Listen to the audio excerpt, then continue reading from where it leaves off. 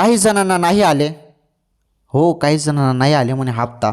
हप्ता कोणाला नाही आला त्यांनी कमेंट करून नाही कमेंट करा.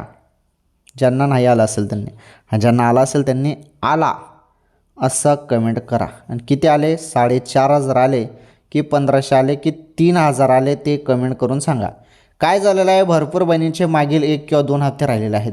ज्या बहिणींचे 2 हप्ते राहिलेले आहेत ना मागील, त्यांना 4,500 रुपये मिळणार आहेत. ते कसं, हे बघा, नोव्हेंबरचा हप्ता, त्यानंतर प्लस डिसेंबरचा हप्ता प्लस जानेवारीचा हप्ता, हे 3 महिन्याचे 4,500 रुपये ज्यांचे मागील 2 हप्ते राहिले त्यांना.